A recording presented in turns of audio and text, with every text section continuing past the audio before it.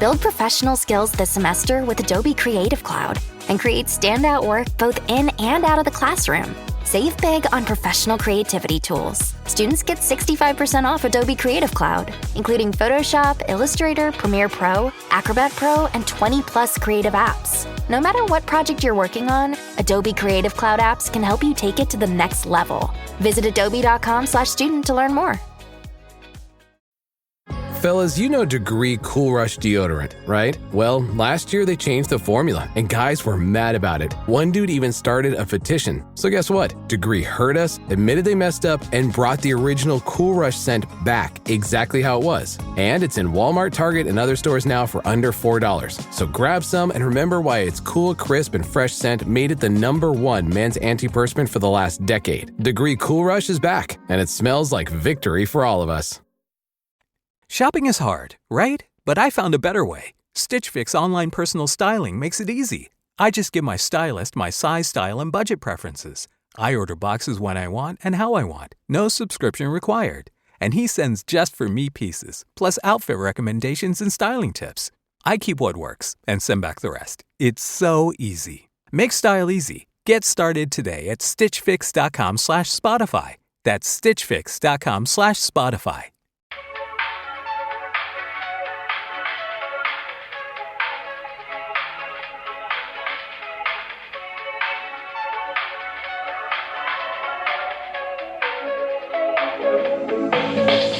Hello, everyone, and welcome to a brand new episode of But Am I Wrong? Hosted by two of your favorite hotties that orbit the Earth in their own spaceship. They don't touch the tip. They go around it. Bring it around town. Bring it around town. Double time. Made my whole desk shake. Which is already an issue with me fiddling around with everything. Welcome to a podcast where we talk about, you guessed it, when people are wrong. But am I wrong? Maybe. But are you wrong? I don't know. But are they wrong? Most definitely. Yeah. We've got 3 different segments on the show. We will explain each one before we get into it. And what you really need to know is we want you to participate. So you can participate in many different ways, but the overarching way to participate is to vote on who you think was wrong in each part of this episode. That we put on our Instagram stories. We have polls. You vote. Who do you think was wrong? Who do you not think was wrong? And then you write in why you voted the way you did, your thoughts, your feelings, and we read the results along with everything that you say about it. Don't worry, it is all anonymous unless you don't want it to be and you say, hey, you can use my name or use my name. By default, we're not going to use your name unless you tell us to. And we read all of that over on our episode called See You Next Tuesday. Yeah, it's still not getting any easier. So it's a great time. It's wonderful. We love to hear from you. We love the feedback in the sense of like, sometimes you guys think of things that like we don't think of, but also sometimes we get on deep dives of things, me personally, that I don't know much about. And then I have really strong opinions. People are like, oh my God, then this and this and this. Very fun. And we just get to shit talk together. All right. Should we get into our first segment? Sure. And our first segment is But Am I Wrong? And that's where we pitch to one or the other, as in Meghan and Melisa. Either something that's happened in our life that is happening in our life, or it is a rant or a hot take that we want to know if we are in the wrong about. I am first, aren't I? You ain't. Anti? You ain't. I am. Perfect. I did just open my text messages to try and find my notes. That's not where they live. Oh. Okay. Mine is the word of law. It's not even a hot take. It is, I'm calling you in and I'm pleading with you. And that is, do not let a man embarrass you. Do not let a man embarrass you publicly. Mm-hmm. And there's a special place in hell for men who enjoy embarrassing their wives. I'm already on with you. There's a special place in hell for men who enjoy embarrassing their wives. Now, we could talk about the male loneliness epidemic. We could talk about like, oh, these men and their feelings and they're projecting onto their safe person. Ha ha. Jury says, I don't care. Boo. Boo. It is horrific. And here's the thing. I do not blame a woman for being embarrassed by a man. I don't put the onus of your man embarrassing you. It looks bad on him. We do not need to normalize maintaining staying with that or tolerating that, especially publicly. I think when you embarrass me publicly, I get to embarrass you publicly. Mm-hmm. But I think if we become the tit for tat, maybe we just need to not do it at all. Like, it's horrific. It's horrible. And there is something it's a thing that narcissists do, which is like they take an event, a big event in your life, an accomplishment, a milestone, anything.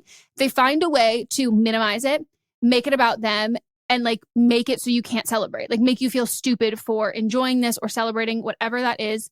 And I just think it's horrendous and horrific. And I have a lot of empathy for people who are like going through shit in their lives.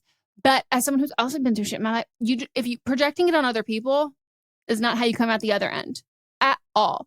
And yeah, I hope everybody, just whatever you've seen recently, you would tell yourself that's unacceptable. Nobody deserves that. And I hope this person doesn't let that continue to happen. And I hope that we don't let people do that to us. Not that they need our permission, but they need our permission to do it a second time and a third time and a fourth time. So fuck those men. And if you're asking yourself, who does this apply to? Who doesn't apply to? Mm-hmm. If the shoe fits, right, put it on, bitch. Yep. Call yourself Sind of motherfucking Rella. Like, ugh. I agree with you because there's only so much that we can bear. And just because you love someone doesn't mean that you have to be with them. And you shouldn't take them demeaning you in any type of way. And I also think like it backfires because I think a lot of the time, like as women, like we're told to like, hold your men up, like, support them. They're going through this, all of that. When men treat you this horribly and they heal from it, which is your goal in supporting them through this is for them to heal. They cannot bear to look at you because you represent how horrible they were. Yep. The relationship doesn't work. And it usually it'll end on their end because they're like, well, I'm different now. I'm grown. And like, you just remind me of that person who I was. Like, there is no benefit by sticking by and sticking through that. Mm-hmm.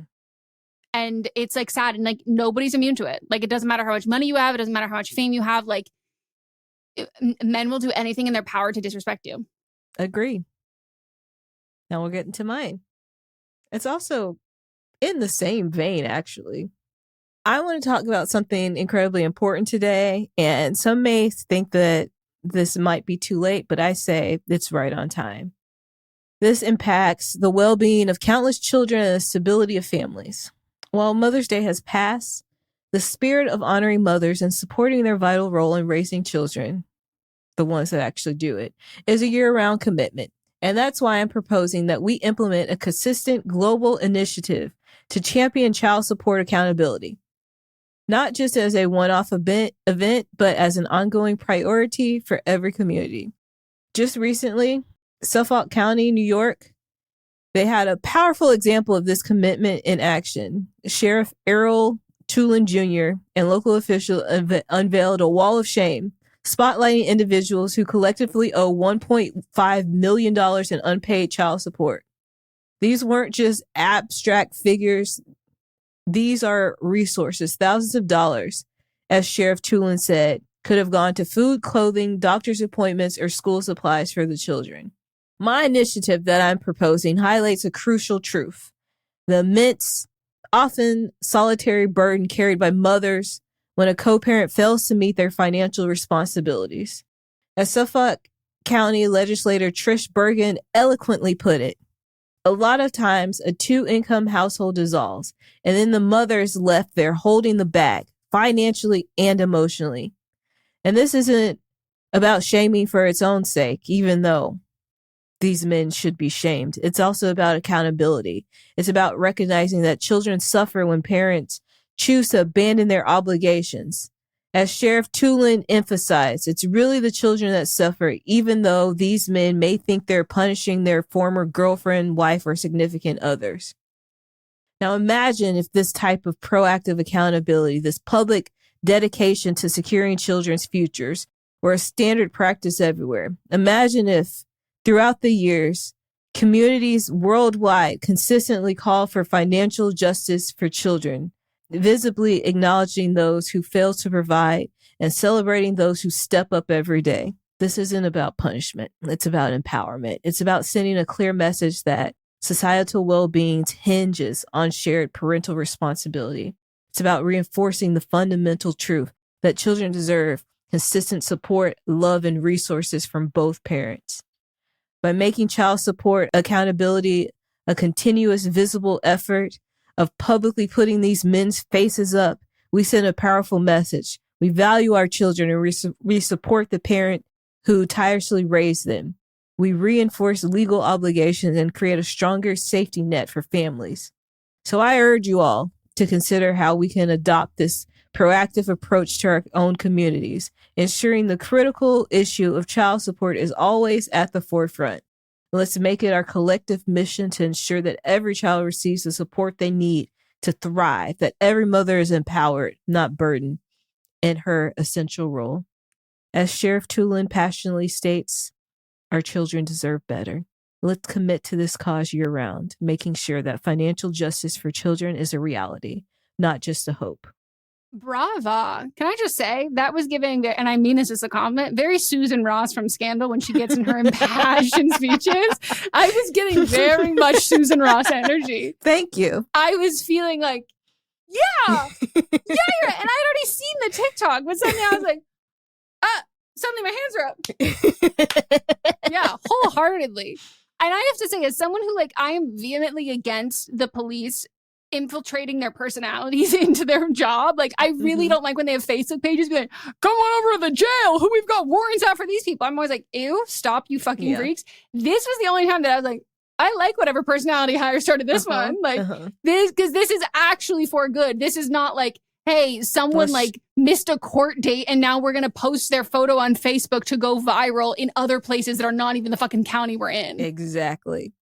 And also, the number that some of these men owe, ridiculous. The way that mathematically, I don't know these men's names, so they are not rich and famous enough for this to just be for one child. This has to be for so many fucking kids. And the fact that men will quite literally take pay cuts, quit their jobs, work they will completely abandon a corporate career path to work under the table for cash so they don't have their paychecks garnished. Or they send the mother of their children $200 a month and be like, that's all they're getting because I know that she's using that to get her hair done. Men don't know anything. They don't. You don't know anything. Why? That's not enough money. But it's not even enough money to get your hair done. No, it's not enough money for anything. No, if it's she's just using this to go to clubs, to go buy a purse. Purses are more than $200. Going to the clubs is free. She's a hot woman. Right. And that's not enough to raise a child. No. At all. Per week? No. That's a stretch. And that's how I know. I'm like, oh, so you were never participating. No. Because the fact that you think, in general, when I see people arguing against child support, and how much someone's getting, I'm like, oh, you don't know how much. You're unfamiliar with how much formula costs. You're unfamiliar with how much diapers cost. You're unfamiliar with the idea that it's why do I have to give this much? Do you want your kid to even have an allowance? You have to live in a place that is close to the school district, so they can reliable, all of these things. And it's well, she's just paying it for her rent. Okay, where would you like the kid to live? Where's the kid live? Yeah. Where would you like them to live? So, yeah, I agree wholeheartedly with you. Thank you. Agree. Agree. All right, we're going to take a break. And when we get back, we'll get into some more.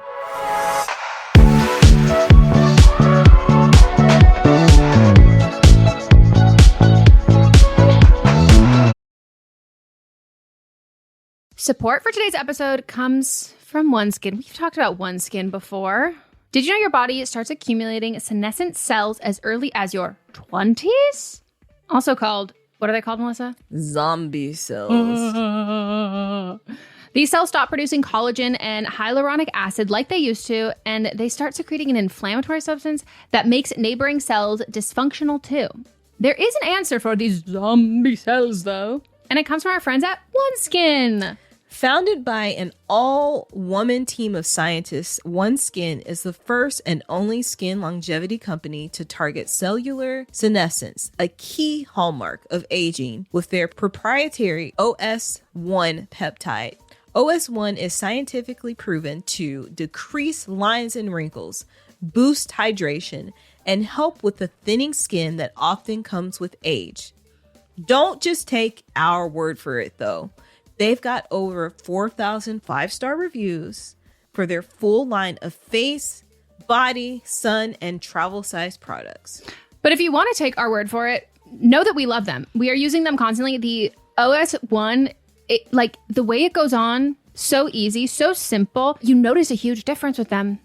And your skin looks great. Yeah, I have become a fan of the Rich Eye Cream because it's like thick, but it's lightweight. And I can just easily use it as part of my routine. OneSkin is the world's first skin longevity company. By focusing on the cellular aspects of aging, OneSkin keeps your skin looking and acting younger for longer. Get started with 15% off using code BLAMEME at oneskin.co. That's 15% off oneskin.co with code BLAMEME. After you purchase, they'll ask you where you heard about them. Please support our show and tell them we sent you. Invest in the health and longevity of your skin with OneSkin. Your future self will thank you. Thank you to today's sponsor, HelloFresh. Fresh air, sunshine, and good food. That is what spring is all about. That's my favorite thing about spring. All three of those. HelloFresh makes it easier to fit quick, home-cooked meals into your schedule every week by curating delicious recipes like pasta primavera, chicken Dijon, and pecan-crusted trout, as well as over 100 seasonal snacks, sides, and treats. Every HelloFresh meal uses high-quality ingredients, including seasonal, fresh produce, and proteins that travel from the farm to your doorstep. Flexible deliveries that you can pause or skip when you need. I have to be honest with you. We've worked with HelloFresh before. I have gotten many years. No, truly, and I've gotten countless HelloFresh boxes. This might be the menu that I have been like the most excited for. Like I cannot wait. I am getting the Mushu pork lettuce wraps. Oh, hello, yes. And then I guess I'm in a porky mood. Pork chops with a zesty green onion salsa. Never had I love that. These are things that like I would never think to cook myself, and also like I don't know, pre-portioned, so easy and so delicious. I cannot wait to try everything. Yeah, I'm getting the cheesy smothered mushroom chicken, which mushrooms and chicken are two of my favorite things. And I love them together. I do too. I've been actually using a HelloFresh recipe in my rotation for years. I'm also getting the balsamic glazed steak, which I can't wait. Oh, hell yeah. I love steak, and I feel like steak is like one of the pillars of warmer weather. It is. It's very springy. It is. It is. Feel great with meals that fit your spring schedule and make the season even more delicious. Go to HelloFresh.com/BlameMe10FM now to get 10 free meals with a free item for life. 1 per box with active subscription. Free meals applied at discount on first box. New subscribers only. Varies by plan. You chose to hit play on this podcast today. Smart choice. Progressive loves to help people make smart choices. That's why they offer a tool called Auto Quote Explorer that allows you to compare your Progressive car insurance quote with rates from other companies. So you save time on the research and can enjoy savings when you choose the best rate for you. Give it a try after this episode at progressive.com. Progressive Casualty Insurance Company and Affiliates. Not available in all states or situations. Prices vary based on how you buy.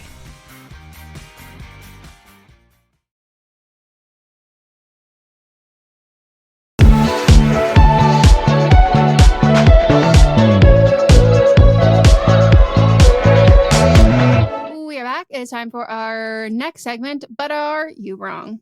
So you write in to butamiwrongpod@gmail.com. Keep it under 300 words. It is all anonymous. It's anonymous. Sorry. It is anonymous. So do not use your real name, but please use your real age. Tell us other people's ages in this. Give us the rundown of what you want to know if you are in the wrong about the circumstance or situation you have found yourself in or pondering over. We've also opened it up to if you have a hot take or you have a rant or something you would like our thoughts on, similar to how we do for our first segment. Do that. Submit that in as well. Again, butamiwrongpod@gmail.com. Keep it under 300 words. And I will say, you don't have to do this, but our audience loves some thematic aliases for these names. Keep it in a universe. But again, be wary of that. Don't pick ones that feel incestual. Because it happens. It's happened more than a handful. unless you want us, and then if it is incestual on purpose, you have to do parentheses. Please pick up on the incest undertones. Like there are incest undertones and overtones. But I think we'll be able to pick that up once they share. Without a doubt. Okay, I'm first. Your key. Hi, Meghan and Melissa. Love the podcast. I always look forward to hearing your takes, and I thought you might have some insight into something that's been on my mind. So I have a friend. Let's call her Tara or Tara. How would you pronounce that? I know both. Me so too. go with Tara. whatever feels comfortable in your mouth. We've been friends for about 10 years, and we usually spend around $20 on each other's birthday gifts. Nothing major, but usually thoughtful. A book, dinner for $20. Wow. Maybe a little gift skincare, card. a little skincare set, that kind of thing. In the past year, Tara has become, am I switching it up? You did. Tara. In the past year, Tara has become a bit of an influencer. She's grown a lot on social media, goes to events, and gets sent quite a bit of PR. For my birthday this year, she gave me a bag full of beauty and skincare products. Some of it really nice stuff, but it was clearly all for PR or free from events. A few of the products weren't really suited to me. Wrong skin type, not totally my shade. So it felt like a mix of here's some cool stuff and here's what I didn't want. I was excited about it at first, but later my boyfriend asked if I didn't think it was a little rude. He pointed out that she didn't spend any money or really tailor it to me, just grabbed things she had lying around. And now I'm not sure how I feel. On one hand, I liked the gift and it was technically worth way more than what we usually spend. On the other hand, he's not totally wrong. Am I being ungrateful for feeling slightly weird about it, or is my boyfriend being judgy? I'd love your take, especially since you both get PR. Would it feel weird if a close friend gave you a grab bag of leftovers for your birthday? Thank you. Okay, to your last answer, yes. But also, you have established it's at $20 and you are giving skincare. Do you know what I mean? Like, I think if it continued on over and over, it would be weird. But like, I don't think there's a malicious intent behind it.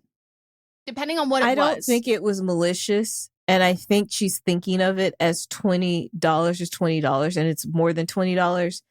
But if this was stuff she was never going to use anyway, then it feels like a throwaway gift. It's not really, there's no thought behind it.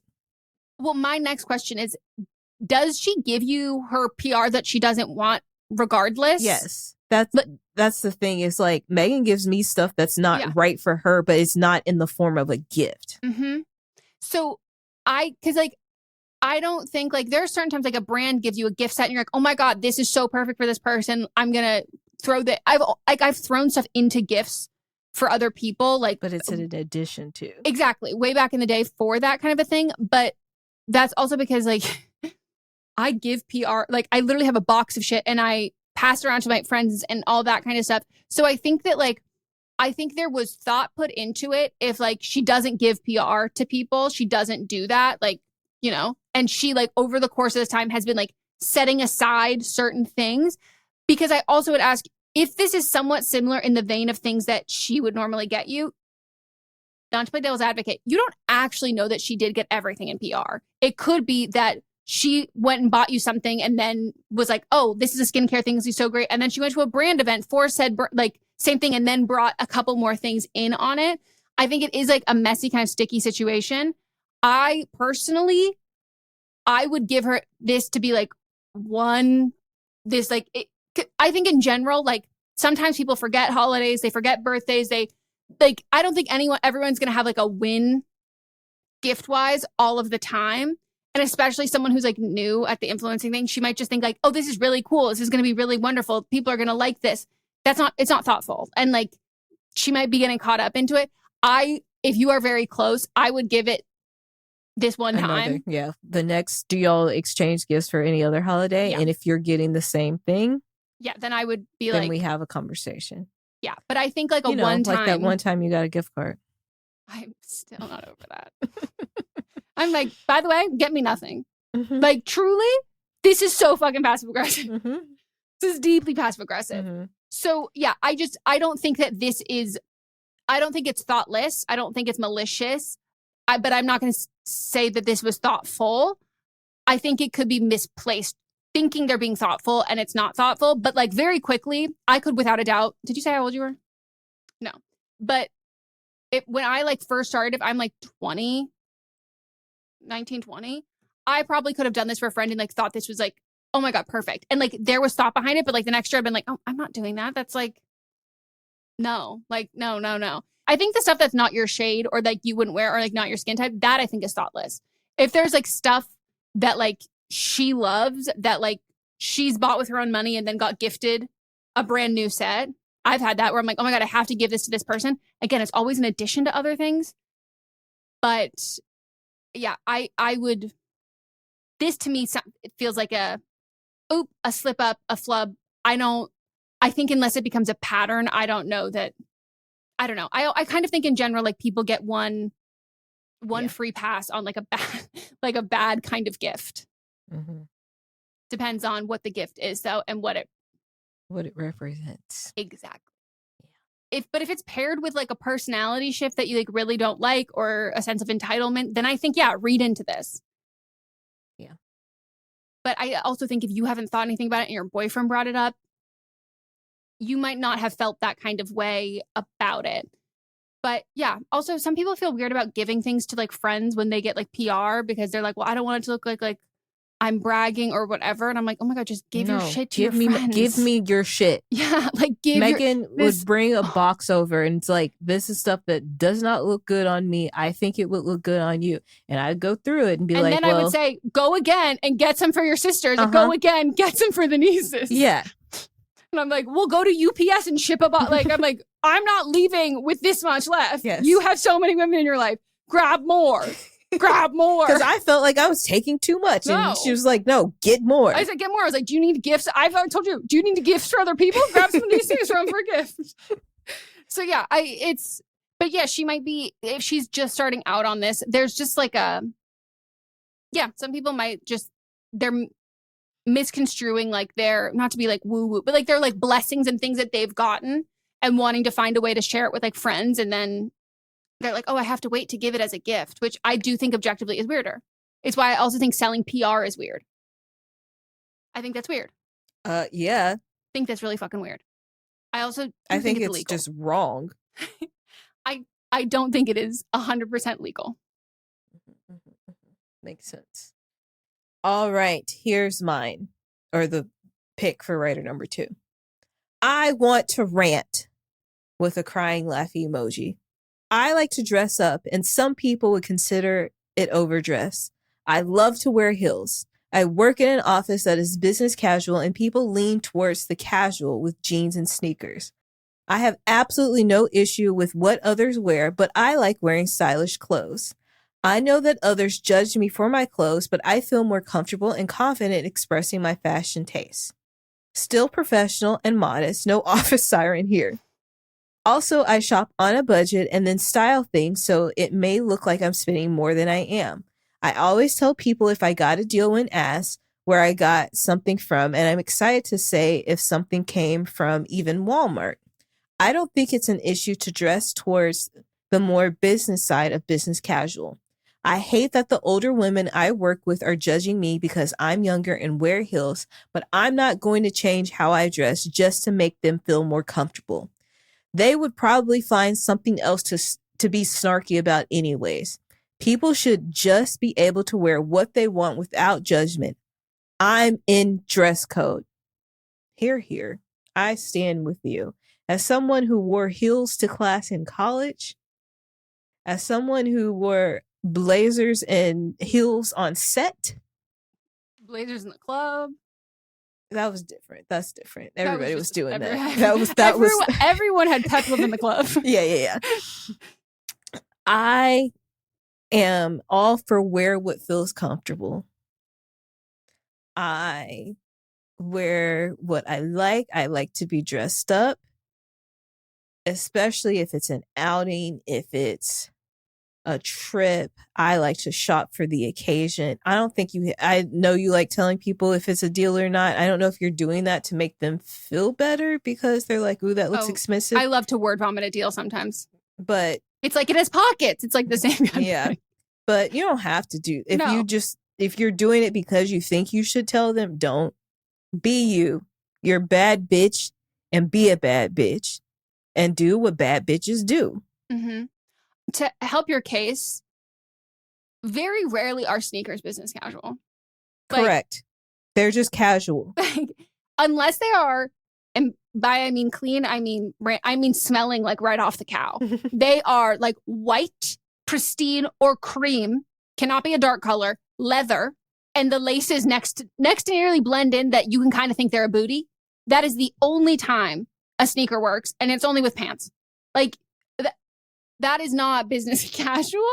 So, yeah, I love, I mean, Melissa and I get a meeting, we're both rolling up in 3-inch, 4-inch heels. Like, we've got purses. We've got, like, we're fucking dressed. And then there are other times where we literally have sweatpants on and t-shirts. Like, there is something like fun about dressing up, and something that someone said to me in like a meeting that I had like it was like a network meeting, like something years and years and years ago. It's like, I always dress up. Like, I always have like a nice outfit on, a cute outfit. I always have heels on, something just, I dress up. I love to dress up. And I would without a doubt be well over 6 feet tall with high heels on. And I remember someone had said, was like, oh my God, you know who does this? And I was like, does what? And they're like, Charlize. Like, every meeting, she's wearing minimum 4-inch heels. Like, she is you always see her coming. She's always the tallest person here. And like, I will never not notice when she's in a room. Like, I love that you do that. And I was like, and now I'm never going to fucking stop. Yeah. Like, I don't feel like I can do well in a meeting if my feet are planted flat on the ground. I like how I feel. I like how I walk in heels. I like the way that, like, when I cross my legs, how that feels with the heel just like there. Yeah. Like, I like that you can hear me coming. Yes. Like, all of that to me makes me more confident. And that's how I feel. And if you don't feel that way about yourself, that's a problem. If you think that the way that I'm dressing makes you feel inferior, that's your problem. That's not my fucking problem. No, and like, I don't look down on people who dress casually. No, and that's fine. Like, do what you do, but don't judge me. There are other times where, like, I will literally look at my outfit in the mirror and I have on baggy jeans, a baggy shirt, and like a lime green puffy vest. And I go, I look so cute. But like, it's not what I would necessarily wear to a meeting, but I'm just like, I'm killing it. And like, maybe I would wear it to a meeting because suddenly I'm like, I feel great. Things can elicit the same sort of feeling that heels and like dressing up gives you. Doesn't matter the outfit. I was in an elevator where I'm wearing heels and like a little skirt and like a sweater and my purse, and I've got my whole look down. I'm in an elevator of an agency, my old agency. And I was, gearing up for my meeting, feeling confident. And someone walked in the elevator who everybody knows, who's ridiculously famous, sunglasses, hair up in a bun, and like sweatpants, sneakers, and a t-shirt. And this person looked so fucking cool. And it wasn't like, oh wow, I wish I could wear that to a meeting. But I'm like, we feel the same about each of our outfits and how we feel. Yep. And we are being treated this is about me. This is about this person. And I'm like, so cute. And then the next time when I was like coming up with an outfit with sweatpants, I was like, I'm gonna wear an outfit like that. That was really cute. So like, it's just about what makes you feel good. And like Melissa said, other people are projecting. Yeah. One time I was interviewing for writers for a show I was working on, and this woman came in with like a puffer coat, even though it was warmer outside. We live in Los Angeles. And she had on like baggy sweatpants and a shirt. In the interview, the coolest person you've ever met. Like, she was so laid back, so cool. We offered her the job pretty much immediately. She didn't take it because she was showrunning. Cool. She was showrunning she got an offer to showrun another show. So like, I think for me, the only thing I care about is that like your outfit represents your vibe. Like that, like it makes sense. Like there's like a connection there. And like, that's why I love when people do like really intricate, cool nail sets. Cause like, I feel like, especially if they're in like a uniform or something, I'm like, I feel like I get to see your personality and who you are through your nails. I do not care what the fuck you are wearing, as long as like you are presenting like who you are to the world. And in general, people who have problems with what other people are wearing, it's because they are like so deeply uncomfortable in their in their skin and in their own clothing. So love it. Wear those heels. Rock it. Yeah. What's your favorite comfortable heel brand? Let us know. Is it Steve Madden? Love it. I need to figure out my rain now so badly, because the way I'm looking for shoes to wear when we elope, but I go, at this point, my rain dance has gotten so bad they have to be closed-toed. Have we set a date? No, Melissa. Okay, I'm just asking. I love shoes. Okay. And it has gotten so much worse. Turns out beta blockers make it worse. My feet look. Oh, I thought we already knew that. Yeah, but we went to Nordstrom Rack a couple weeks ago and I tried some on and it was like horrifying. Like I can't even wear nude shoes because guess what? My feet aren't nude. You gotta get purple ones. Yeah, I have to get purple and blotchy. I need a tie-dye purple shoe. I can go get some custom ones made. Yuck. Here's my foot. Yuck. Necrophilia. Let's do this. No, and this whole thing of like, oh, it's got a sheer panel. I don't need sheer. I don't need sheer. Cover those babies up. All right, we're going to take a break. When we get back, we'll get into but are they wrong? Woo!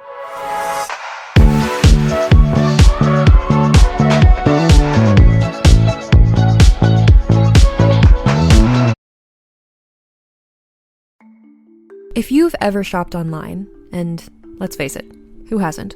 Chances are you've bought something from a business powered by Shopify. You know that purple Shop Pay button you see at checkout? The one that makes buying so incredibly easy? That's Shopify.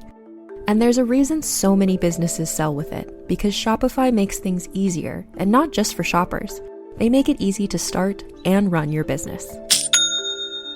Shopify is the commerce platform behind 10% of all e-commerce in the US, from household names like Mattel and Gymshark to brands just getting started. It gives you a leg up from day dot with hundreds of beautiful ready-to-go templates to express your brand style so you can get up and running fast.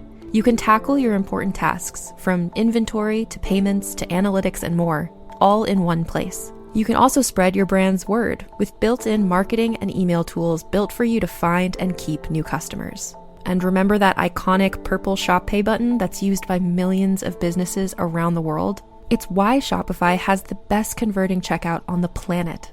Your customers already know and love it. If you want to see less carts being abandoned, it's time for you to head over to Shopify. Sign up for your $1 per month trial and start selling today at shopify.com/realm. Go to shopify.com/realm. Shopify.com/realm. Lights, camera, innovation. Walt Disney Studios chose advanced 5G solutions from T-Mobile for Business to transform the movie-making process. Together, we kept a remote production hub in Hawaii in sync with a team in California to bring Lilo & Stitch to theaters this summer. This is picture-perfect collaboration. This is Walt Disney Studios with T-Mobile for Business. Take your business further at T-Mobile.com/now. Saturday presents, in the red corner, the undisputed, undefeated Weed Whacker Guy. Champion of hurling grass and pollen everywhere. And in the blue corner, the challenger, extra strength Saturday. Eye drops that work all day to prevent the release of histamines that cause itchy allergy eyes. And the winner by knockout is Saturday. Saturday, bring it on.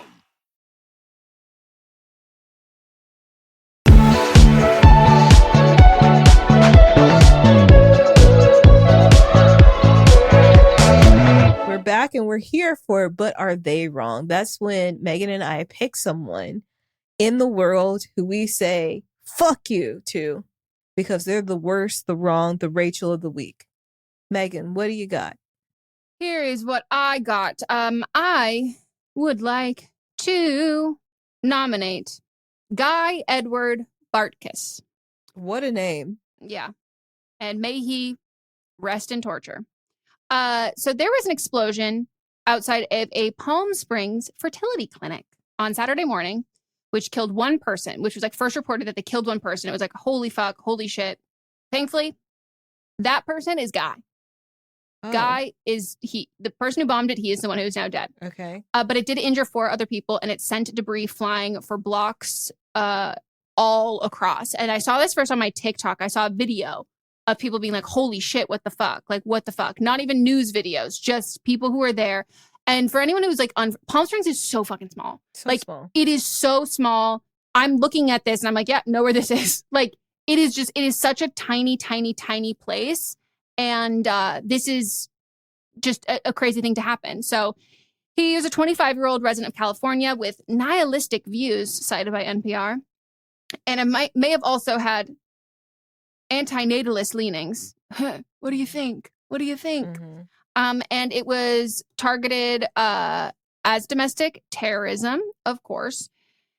And it literally, like, debris flew like 250 yards and so, like, so far. It was insane. It is the largest bombing that we've had in Southern California in years. It was powerful enough to throw pieces of a vehicle hundreds of feet of the air and several blocks away. And thankfully, everybody who was injured, the 4 people who were also injured there, have been released from the hospital only the next day. So they got medical treatment and they are okay.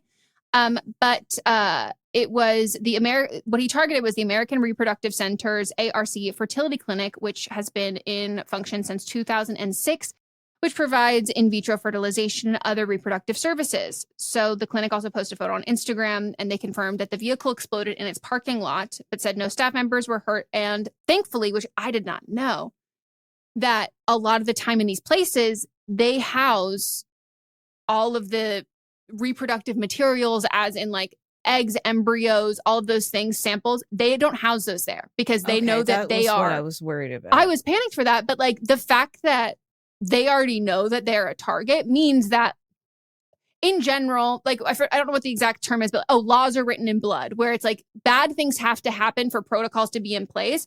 So the fact that like this protocol is already in place where they do not store at the facility, to me means that like they've already either had threats that like the public doesn't know about, not even the specific clinic, but like if that's kind of in general how clinics are, they go about this of being extra protective of this. I'm like, oh wow, yeah, this is very dark and scary. But nothing was damaged, no eggs, no embryos, none of the reproductive, any aspects of that. And their message, I thought was like really beautiful. They said, our mission has always been to help build families. And in times like these, we are reminded of just how fragile and precious life is. So they have ensured already that none of the embryos were lost. And he was identified as the prime suspect, that it was his car. He was driving the car, and they have officially confirmed on that. And they combed through his online posts, which all about nihilistic ideations, and that it was very clearly a targeted attack against the IVF facility. And yeah, if anyone's not familiar, like anti-natalist views, that's like anti-having children as like a whole. And he posted writings and an audio recording about the attack online, which he described himself as a misandrist and a pro-mortalist, in reference to the belief that it is ethical to end suffering by ending lives. Basically, I'm anti-life, he said in the recording. And IVF is kind of like the epitome of pro-life ideology. So as of 2 days ago, NPR has not independently verified the audio, but that's, how do you verify the audio in that way? And he was trying to live stream the bombing. God. At 25 years old. But he wasn't trying to die himself, was he? I don't well, it's a car bombing. So okay, then he definitely was then. Well, no, because you can bomb a car and then you can, I don't know how smart he was though, but like was you he can in the car? I am not sure. I know it was his car and he was seen driving the car earlier, found near the vehicle. Okay. So usually if it's not strapped to your body, I think the indicator is you're not necessarily, like in this case, they wouldn't say that it was clear that you were trying to die as well. But yeah, so the American Society for Reproductive Medicine said in a statement that sadly, those of us working in reproductive medicine are no strangers to these threats. We have seen physicians murdered, families attacked, and patients being harassed, threatened, and harmed. We must not allow such violence to extend into the realm of fertility care. It's just fucking crazy. Just like super, super, super fucking crazy. And it's incredibly sad to me, but also like a relief to know that like embryos and these things are not stored at this facility, and they're not traditionally in general stored at any sort of reproductive clinic that is like advertising that it is a reproductive clinic. And to know of like that's such a relief, but at the same time, like, oh damn, so this has had to have been threats over all of this stuff that like you have to do all these safety precautions. And the fact that even with all these safety precautions, I'm so glad that the people who are injured are okay, and that thankfully he was the only life that was lost. And to me, I'm like, okay, cool, die for your cause. You don't. There you go. You don't think people should. You think more life is bad? Okay. Yeah. There you go. Ooh. Well, I also do wonder if there's a little bit of specifically because of the area he targeted, because I think they said he's from LA. Palm Springs is like not that close to LA. I do also wonder if there's a little bit of homophobia in there. Oh, yeah, that's where my mind went. Because I'll be real, like, there's a lot more places in LA. yeah, and there's a lot bigger fertility clinics, and there's a lot of places that have far more patients. Like Palm Springs, I would think there are probably people in Palm Springs who come to LA for fertility treatments. Yes, like Palm Springs is where people go to retire, not necessarily raise a child. No, so it does feel specifically targeted to the gay community as well. Yeah.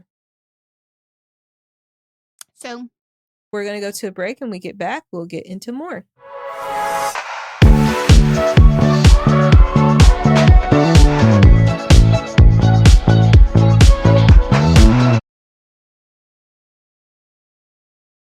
Parents of tweens, if you're familiar with far-off drop-offs... Dad, stop, right here. Or get DMs about what's for dinner, you may be experiencing tween milestones. For your son or daughter, these can start at age 9. HPV vaccination, a type of cancer prevention against certain HPV-related cancers, can start then too. For most, HPV clears on its own. But for those who don't clear the virus, it can cause certain cancers later in life. Embrace this phase. Help protect them in the next. Ask their doctor today about HPV vaccination. Brought to you by Merck. Home means something different to everyone. But with Rocket Mortgage, home can mean even more. It can mean a college education, taming your high-interest debt, even a renovation. We've made it easier than ever to use your home equity. That home you worked so hard for, now it can work hard for you. Call 800-4ROCKET or visit rocket.com to find out more. Rocket Mortgage, LLC, licensed in all 50 states, and MLSconsumeraccess.org, number 3030. Get ready for Universal Epic Universe, featuring the wizarding world of Harry Potter, Ministry of Magic, and Super Nintendo World. Now open at Universal Orlando Resort. Tickets and packages on sale now at universalorlando.com.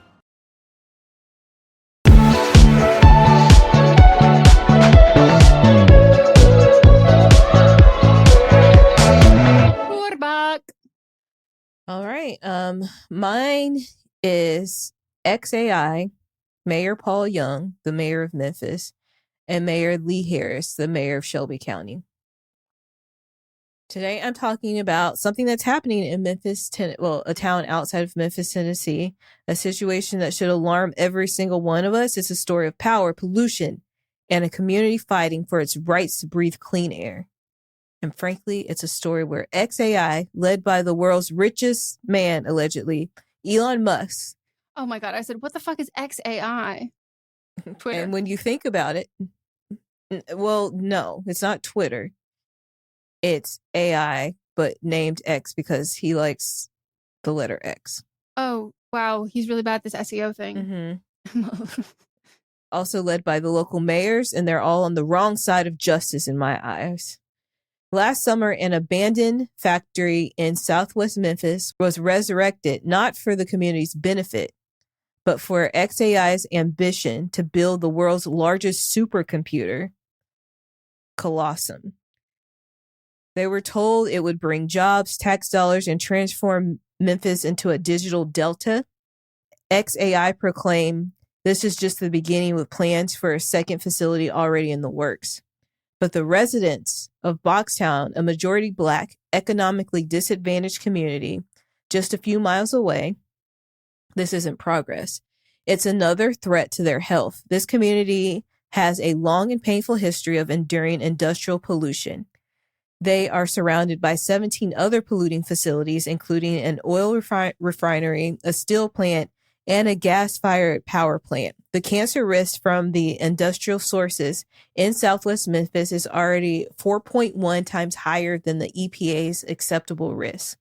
Shelby County has an F in air quality for ozone levels from American Lung Association and the highest rates of children hospitalized for asthma in Tennessee. Now XAI, a company that runs an immensely power-hungry operation, has installed dozens of gas-powered turbines known to churn out toxic cocktail of pollutions. These include nitrogen oxides, which cause asthma attacks and chest pains that are linked to premature death, and the carcinogen formaldehyde. Aerial images from March showed XAI had 35 turbines.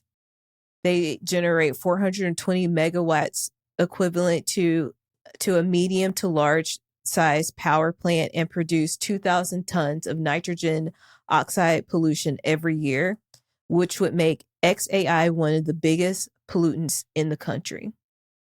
And what's even more outrageous is that XAI has been operating without the necessary air permits. They appear to be exploiting the loophole for temporary turbines, claiming they don't need a permit for less than a year of operation. Environmental groups like the Southern Environmental Law Center argue this exemption doesn't apply to installations of this size and polluting capacity.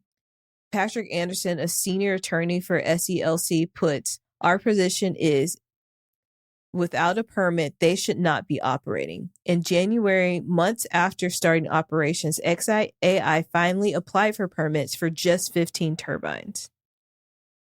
And the leaders of all of this? First, Mayor Paul Young. He has wholeheartedly embraced XAI's arrival, touting the promise of hundreds of high-paying jobs, around $30 million in tax revenues in the first year. He calls it a game-changing, an opportunity to take our economy to the next level. But transform for who?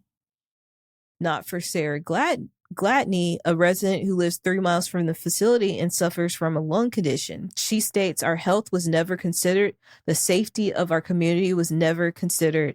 And when asked what she'd say to Elon Musk, she'd say, "What was the rest? Did you even know that this community was already fighting and has all the polluters surrounding us?"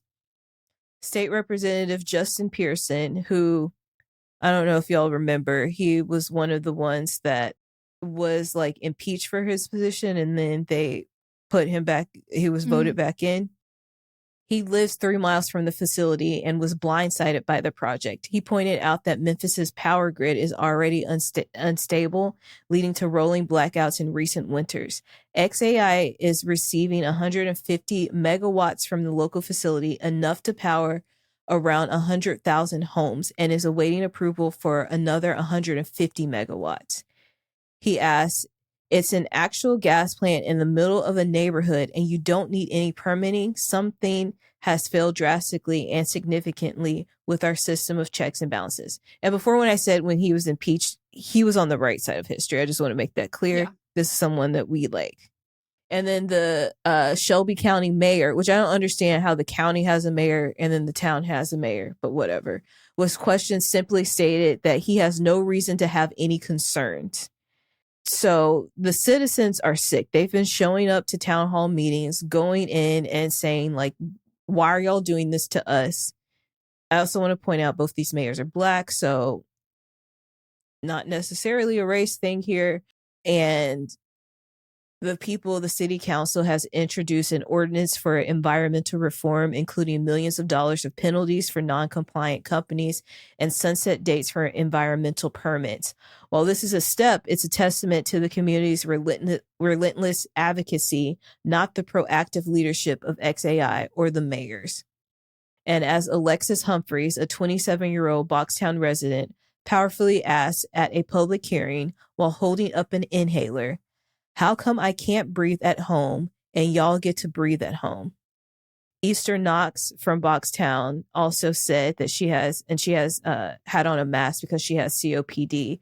"It's just sort of hard, when people got money."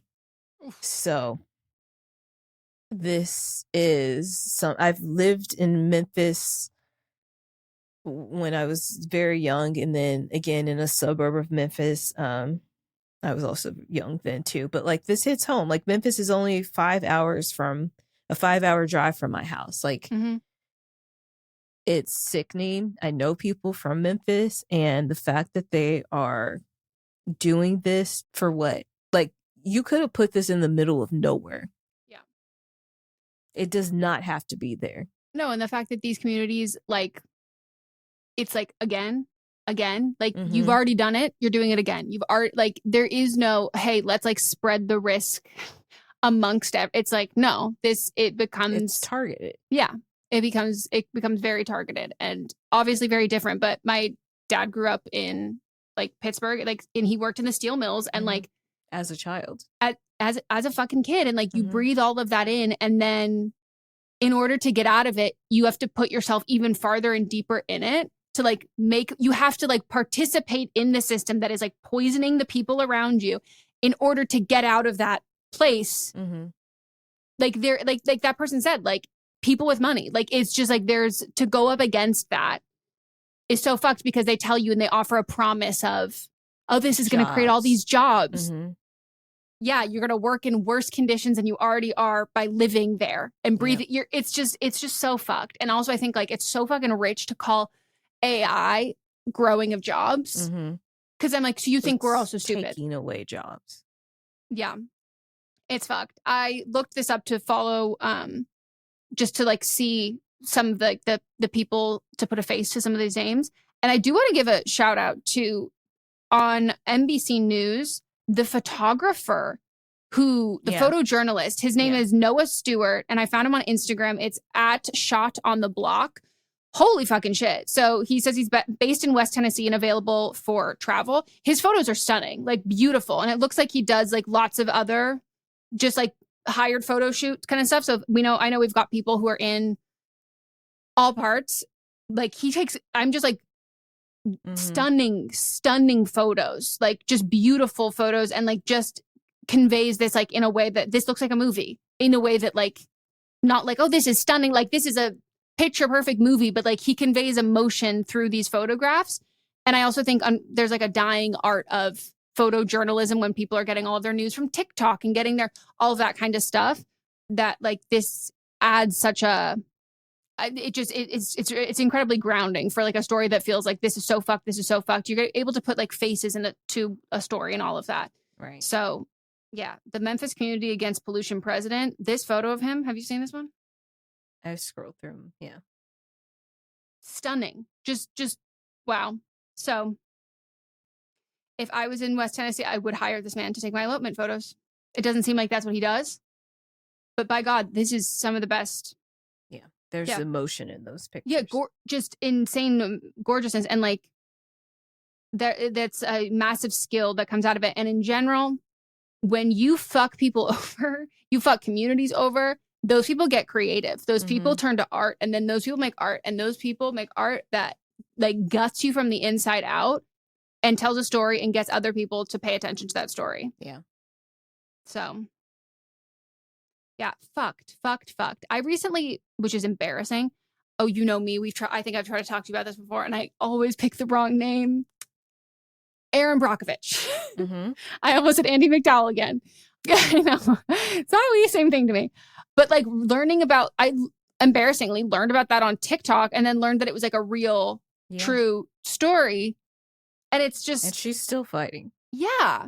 And like, I think people think of things like Little Miss Flint of being like, oh, Michigan's good now. No. She's still taking that picture every year. I believe she's in high school now. Like, this stuff like happens all the time. And it's just a matter of who hears about it and who doesn't. But it's always happening, and people are always being affected by it. And I think it's really important for us to turn to these like domestic issues that are going on and happening, because these are people that we can vote into power or vote out of power. Yeah. All right. Well, that's the end of our episode. We hope you all enjoyed. And I have one last thing. I know you're not going to understand this, Melissa, but I just need you to know that JoJo Siwa is dating someone who used know. Melissa, I was like, why is this on my feed? It's, as a Love Island fan and as a JoJo Siwa fan, they actually don't exist in the same multiverse to me. It has been really, check on your local Love Island fan, check on your local JoJo Siwa fan. This shit is crazy. Gotta say, you're the only Joe Siwa fan I know. And unfortunately, I do think I am the only JoJo Siwa fan most people know, because anytime she does anything, I'm constantly getting sent things, and I go, probably because I'm the only one. I just saw the photo of them kissing in a pool floaty, which, by the way, I saw that too. That seems like it's actually quite hard to do. Like, you'd fall. It's like making out in a hammock. You really gotta time it well. That. No, I'm very long. There's not a lot of room for someone else once I'm in the hammock. We were sitting. Oh, you're sitting, not laying. Yeah, we weren't laying. Oh no, we ended up laying down. Okay, a natural progression of movement is crazy in a hammock. Like, you have to plan that out. One person is getting absolutely hoisted out of there. Flipped and flopped. Good times. Also, I accidentally got Paul flashbacks. Okay, perfect. Keep it yourself. I also accidentally yesterday, I looked at a video that was like prominent people you didn't know were Mormons. And I got Paul Walker and Paul Wall mixed up. And I said, there's no way Paul Wall is a Mormon. I don't even think Paul Wall knows what Mormons are. Like, there's no way. Iceman Paul Wall. And I was like, and Mott's literally put on, and now every time he's been champ. He keeps putting on Paul Wall and he goes, oh, love that Mormon. And I'm like, I'm sorry. I'm sorry that I mixed it up for a second. But yeah, Paul Walker, Mormon. Used to be, obviously. For more than one reason. Yes, he's no longer with us. He dated a 16-year-old. I'm sorry. I don't have a lot of tact for that. I don't either. And you know what? Don't tell your dad. He loves that Sam Puth song. It's been a long day. Is that about him? Melissa, that is the song. Shut the fuck up. That song was written because when Paul Walker died in Fast and Furious, that's the song that plays. Oh, yeah, I knew that. But my dad relates it to his own friend dying. Well, that was like a brother to him. But I think the music video is about like loss too. Like I don't. It very. Yeah, I'm not a fan like you are, which is crazy. Considering you live in Los Angeles, the home of the fam, like crazy. You know, you've never seen Hobbs and Shaw? That is a fire fucking movie. No. It's essentially a spinoff. And boy, oh boy, I know what it is. They got in a fight, so he had to make his own movie. And that Mox was like, I learned what the hawk is. I think I've seen the first episode, the first movie. And that's probably it. No, I mean of the Fast and Furious franchise. I think they can make them forever. I know they've gone into the space. They jumped the car. It went like a little bit. It was like in space for like a second. Kind of like just the tip. Oh, like a 3D movie where they just jumped the car went like into space for a second.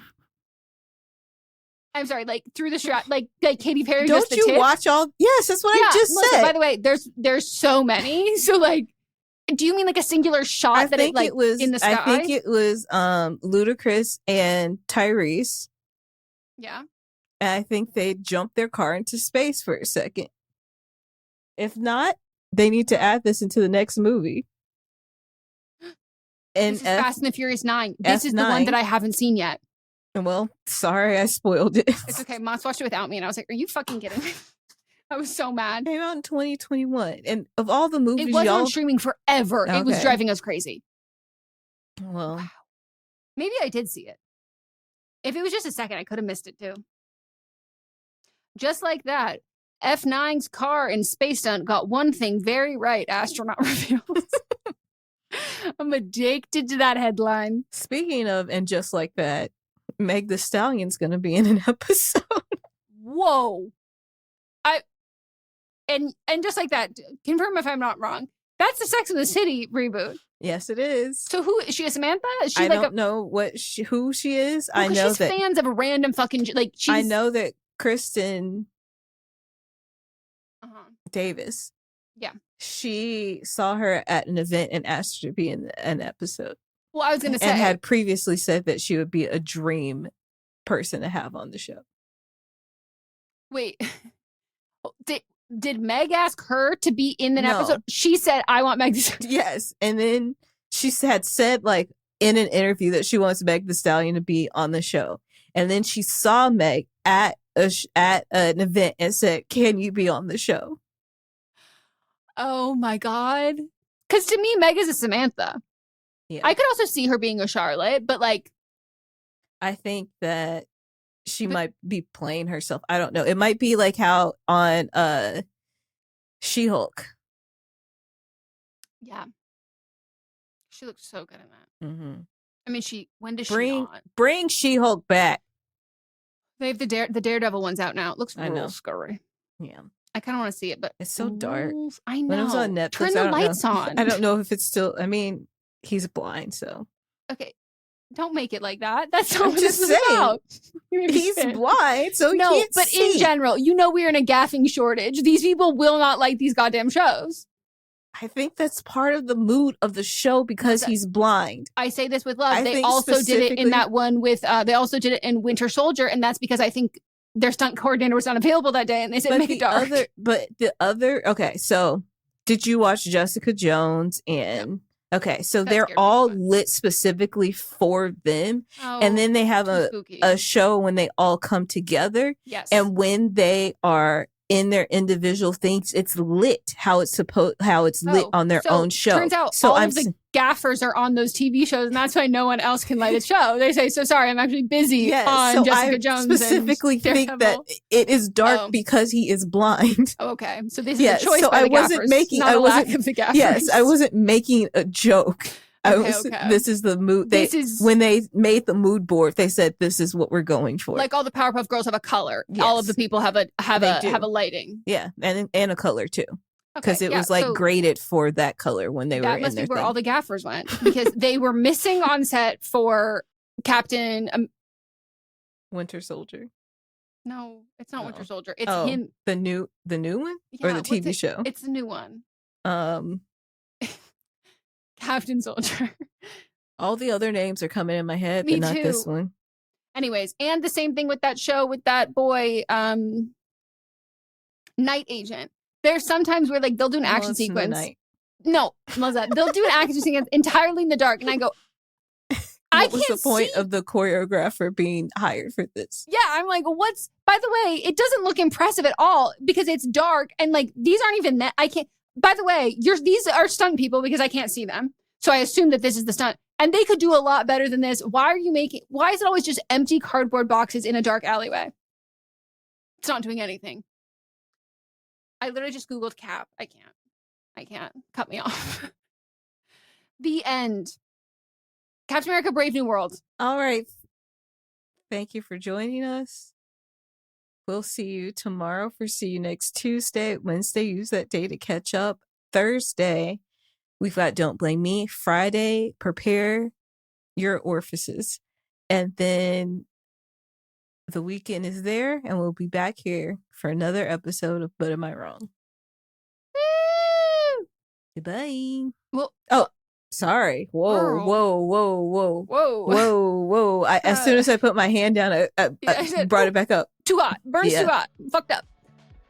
We will circle back. Goodbye. This is a Sister Sign production hosted by me, Megan Rinks. And me, Melissa D. Montz, plus Diamond Imprint Productions. Post-production by Coco Lorenz. Production assistance by Melanie D. Watson. And music by Ryan Hunter and Giacomo Picasso. I'm Amy Nicholson, the film critic for the LA Times. And I'm Paul Scheer, an actor, writer, and director. You might know me from The League, Veep, or my non-eligible for Academy Award role in Twisters. We love movies, and we come at them from different perspectives. Yeah, like Amy thinks that, Joe Pesci was miscast in Goodfellas, and I don't. He's too old. Let's not forget that Paul thinks that Dune 2 is overrated. It is. Anyway, despite this, we come together to host Unspooled, a podcast where we talk about good movies, critical hits, fan favorites, must-sees, and in case you missed them. We're talking Parasite to Home Alone. From Grease to The Dark Knight. We've done deep dives on popcorn flicks. We've talked about why Independence Day deserves a second look. And we've talked about horror movies, some that you've never even heard of, like Ganja and Hess. So if you love movies like we do, come along on our cinematic adventure. Listen to Unspooled wherever you get your podcasts. And don't forget to hit the follow button.